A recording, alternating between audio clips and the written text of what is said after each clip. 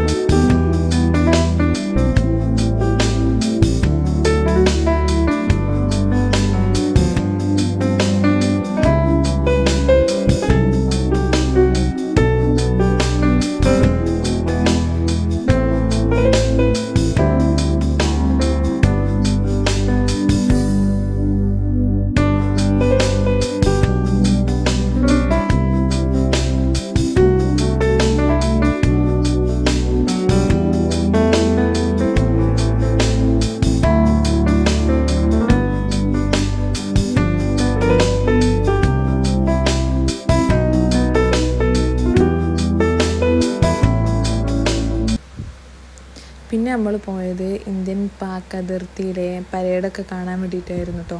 അപ്പോൾ നമ്മൾ അവിടുന്ന് പഞ്ചാബിൽ നിന്ന് അമൃത്സറിൽ നിന്ന് ഈ ജാലിയൻവാല ബാഗ് ഇതൊക്കെ കഴിഞ്ഞതിന് ശേഷം നമ്മൾ ഫുഡൊക്കെ കഴിച്ചതിന് ശേഷം എന്താക്കി നമ്മൾ അവിടുന്ന് ബസ്സിലാണ് കേട്ടോ അവിടെ പോയിട്ടുണ്ടായിരുന്നത്.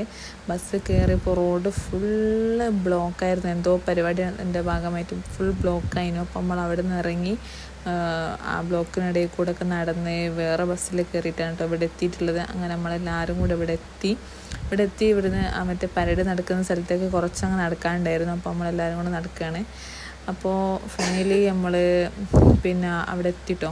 അതായത് ഇതാണ് നമ്മൾ ഇന്ത്യൻ ഫ്ലാഗ്. അതിൻ്റെ മെയിനായിട്ടൊരു ഇതൊക്കെ പിന്നെ സെറ്റാക്കിയിട്ട് ആ ഫ്ലാഗ് ഇങ്ങനെ കാറ്റത്ത് പറന്നത് കാണാൻ വേണ്ടി നല്ല രസമുണ്ടായിരുന്നു. പിന്നെ നമ്മൾ അവിടെ എത്തി. ഇതായിരുന്നു അവിടെ ഭയങ്കരമായിട്ട് ജനങ്ങളുണ്ടായിരുന്നു കേട്ടോ. ഇത് കാണാൻ വേണ്ടിയിട്ട് ഒരുപാട് ആളുകളുണ്ടായിരുന്നു. പിന്നെ വെച്ചാൽ നമ്മൾ ഈ പരേഡ് നടക്കുന്ന സമയത്ത് നല്ല രസമുണ്ടായിരുന്നു കേട്ടോ കേൾക്കാൻ വേണ്ടിയിട്ട്. അവരെ മറ്റേ ഹിന്ദി ഭാഷയിലൊക്കെ എന്തൊക്കെ പറയുമ്പോൾ ഇവിടുന്ന് നമ്മളെ ആളുകളൊക്കെ ഇത് കേട്ടിട്ട് ഭയങ്കര ഒരു ആവേശത്തോടെ കൈമുട്ടുകയും അതുപോലെ തന്നെ ആവേശത്തോടെ പിന്നെ ജയ് ഹിന്ദ് ജയ് ഭാരത് എന്നൊക്കെ വിളിക്കുന്നതൊക്കെ നല്ല രസമുണ്ടായിരുന്നു. അപ്പോൾ അതൊക്കെ കഴിഞ്ഞ ശേഷം നമ്മൾ രാത്രി ഗോൾഡൻ ടെമ്പിളിലേക്ക് പോയി. അപ്പോൾ അവിടുത്തെ വിശേഷങ്ങളാണ് കേട്ടോ ഇത്. അപ്പോൾ ഗോൾഡൻ ടെമ്പിൾ എന്ന് വെച്ചാൽ ശരിക്കും നമ്മളൊരു ഇസ്ലാമിക് പള്ളിയൊക്കെ പോലെ തന്നെ ആയിരുന്നു ഉണ്ടായിരുന്നത്. ഒരു പിന്നെ തടാകത്തിൻ്റെ നടുവിലൊരു പള്ളി പോലെ, പിന്നെ ഒരു സ്വർണ്ണക്കൂടാരം, നല്ല നല്ല ഭംഗിയുണ്ടായിരുന്നു. കാരണം രാത്രി ആയതുകൊണ്ട് തന്നെ ഫുള്ള് ലൈറ്റൊക്കെ ആയിട്ട് നല്ല അടിപൊളി സെറ്റപ്പായിരുന്നു. പിന്നെ എടുത്ത് പറയേണ്ടത് അവിടുത്തെ വൃത്തിയാണ് കേട്ടോ. അടിപൊളി വൃത്തിയായിരുന്നു. എന്നുവെച്ചാൽ നമുക്ക് അവിടെ കയറുമ്പോൾ നമ്മൾ ചെരുപ്പൊക്കെ കഴിച്ച് കാല് കഴുകി തലയിൽ തട്ടൊക്കെ ഇട്ട്, ആണുങ്ങളായാലും പെണ്ണുങ്ങളൊക്കെ ആയാലും തട്ടിടണം. അതുപോലെ തലക്കെട്ടില്ലാത്തവർ അവിടെ നിന്ന് ഒരു സാധനം തരും, ഒരു ടവൽ പോലത്തെ, അപ്പോൾ അത് കെട്ടിയിട്ട് പിന്നെ നമ്മൾ ഇതിൻ്റെ ഉള്ളിലേക്ക് കിടക്കണം. അതുപോലെ തന്നെ നല്ല വൃത്തിയാണ്. ഓരോ സ്ഥലങ്ങളും നമുക്ക് എടുത്ത് പറയേണ്ട തന്നെ നല്ല വൃത്തി ഉണ്ടായിരുന്നു. പിന്നെ നമ്മൾ അവിടുന്ന് ഫുഡ് കഴിക്കാൻ വേണ്ടി പോയി. ഫുഡ് കഴിക്കാൻ വേണ്ടി ഒരു പ്ലേറ്റ്, ഒരു പാത്രം, ഒരു സ്പൂൺ, അതൊക്കെ നമുക്ക് അവിടെ നിന്ന് തന്നെ തരും. പിന്നെ ഇതാണ് കേട്ടോ ഫുഡ് സെർവിങ്. അപ്പോൾ വെള്ളം വരെ ഒഴിക്കുന്നത് നല്ല അടിപൊളി സെറ്റപ്പിലാണ്. അപ്പോൾ ഇതാ നമ്മൾ ചപ്പാത്തി ഉണ്ട്, ചെറുപയർ കറി, അതുപോലെ തന്നെ കൂട്ടുകറി, പിന്നെ പായസം, ചോറ് ഒക്കെ ഉണ്ടായിരുന്നു. അവിടുന്ന് ഫുഡ് വേസ്റ്റ് ആക്കാൻ പറ്റില്ല കേട്ടോ. അപ്പോൾ നമുക്ക് ആവശ്യമുള്ള മാത്രം വാങ്ങിച്ചാൽ മതി, അത് നമ്മൾ കഴിക്കുകയും ചെയ്യും. പിന്നെ അതൊക്കെ കഴിഞ്ഞ ശേഷം നമ്മൾ അവിടെ നിന്ന് ഇറങ്ങി പിന്നെ നമ്മൾ ചുറ്റി ഒന്ന് കണ്ടു കേട്ടോ. പിന്നെ ഇതൊക്കെ കണ്ടു. പിന്നെ നമ്മൾ പോയത് കുത്തുബ് മിനാറിലേക്കാണ് കേട്ടോ. അപ്പോൾ അത് പിറ്റേ ദിവസമാണ് കേട്ടോ പോയിട്ടുള്ളത്. അപ്പോൾ ഡൽഹിയിൽ അത്രയൊക്കെ പോകാൻ പറ്റിയിട്ടുണ്ടായിരുന്നുള്ളൂ. പിന്നെ നമ്മൾ മാർക്കറ്റിങ്ങിലൊക്കെ പോയിട്ടുണ്ടായിരുന്നു, പക്ഷെ അവിടുത്തെ വീഡിയോസൊന്നും എടുക്കാൻ പറ്റിയില്ല. ഓരോ സാഹചര്യങ്ങൾ കൊണ്ട് എടുക്കാനൊന്നും പറ്റിയിട്ടുണ്ടായിരുന്നില്ല. അപ്പോൾ ഡൽഹിയിൽ വേറെയും കുറേ സ്ഥലങ്ങളിലൊക്കെ പോയിട്ടുണ്ടായിരുന്നു, മക്കാമിലൊക്കെ. അപ്പോൾ അതൊന്നും എനിക്ക് ഷൂട്ട് ചെയ്യാനൊന്നും പറ്റിയിട്ടുണ്ടായിരുന്നില്ല. അപ്പോൾ എല്ലാവരും മാക്സിമം സപ്പോർട്ട് ചെയ്യുക കേട്ടോ.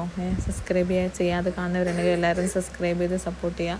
പിന്നെ കുത്തുബ് മിനാറിൽ പോയതിന് ശേഷം നമ്മൾ അവിടുന്ന് കുറച്ച് ഫോട്ടോ വീഡിയോസും കാര്യങ്ങളൊക്കെ എടുത്ത് പിന്നെ നമ്മൾ അവിടുന്ന് വേഗം തന്നെ ഇറങ്ങിയിട്ടുണ്ടായിരുന്നു.